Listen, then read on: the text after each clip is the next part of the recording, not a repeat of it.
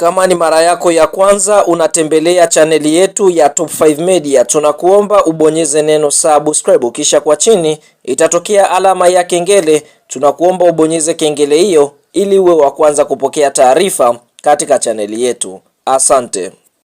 Yes bwana, mchezo mkubwa wa kombe la muungano pale visiwani Zanzibari ambao tumetoka kushuhudia hapo siku ya jana, ni mchezo ambao umewakutanisha watani wa jadi kati ya klabu ya soka Yanga Sports Club ambao ndio walikuwa wenyeji katika mchezo huo dhidi ya klabu ya soka ya Simba Sports Club. Timu hizi zote ni kutokea Tanzania bara, ambapo mchezo huo tunaona ulikuwa ni wa kuvutia sana, hususan katika kipindi cha kwanza, kipindi cha pili na zile dakika 30 za nyongeza, ambapo mchezo huo umeweza kumalizika kwa klabu ya soka ya Simba Sports Club kuweza kufanikiwa kuondoka na ushindi wa bao 1-0. Katika kitu cha kuvutia katika mchezo huo ni kwamba mchezo huo umeweza kuchezeshwa na mwamuzi kutokea katika nchi ya Kenya. Ni kutokana na mvuto wa mchezo huu kwamba timu hizi zimekuwa zikitushana misuli pande ambapo zinakutana, ambapo tunashuhudia kwa upande mwingine katika kipindi cha kwanza klabu ya soka Simba waweza kutengeneza nafasi kadhaa, lakini hawakuweza kufanikiwa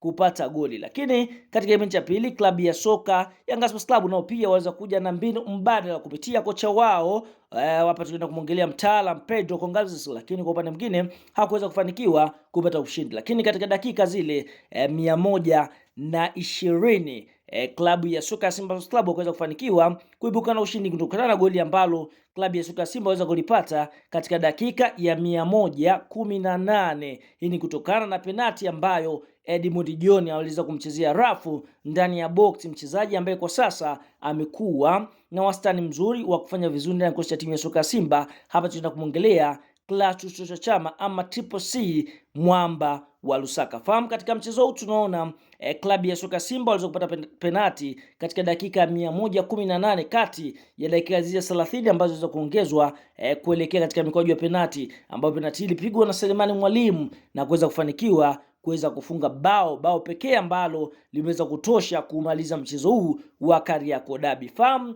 mara baada ya mchezo kumalizika tunaona klabu ya soka ya Simba Sports Club wameweza kufanikiwa kuvuna kiasi cha shilingi milioni 150 kama fedha za mshindi katika mchezo huu ambao kwa upande mwingine pale visiwani Zanzibari watu wengi walikuwa wakiusubiria, lakini Young Africans hakuweza kuondoka kapa. Wameweza kuondoka na kiasi cha shilingi milioni 100 kama fedha taslim ambazo wameweza kuzipata kama kumaliza katika nafasi ya pili. Lakini mara baada ya mchezo kumalizika kuna ofa mbalimbali ambazo wachezaji wameweza kuzipata, huku Rushan De Reuck akaweza kumaliza kama mchezaji ambaye aliweza kung'aa katika mchezo kutokana na wastani mzuri wa kuzuia. Ameweza kuondoka na kiasi cha shilingi milioni 2 kama mchezaji bora katika mchezo wa Simba Sports Club dhidi ya Yanga Sports Club, yani man of the match katika finali hii ya Muungano Cup.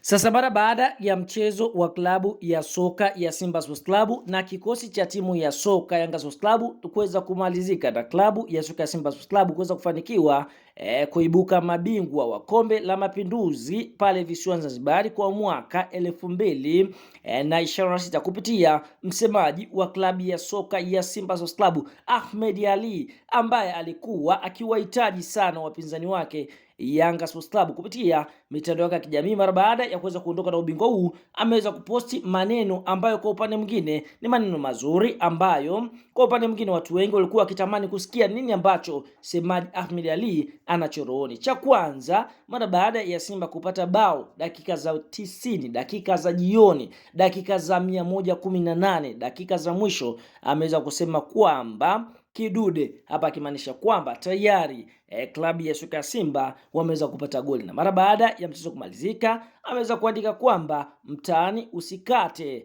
roho, bado tunakuhitaji, hapa akimaanisha kwamba bado wanasubiriana kuelekea katika mchezo wa ligi kuu ya NBC ambao unatarajiwa kuchezwa tarehe 3 ya mwezi wa 5 mwaka 2026. Ndio hayo maneno ya semaji la CAF Ahmed Ali.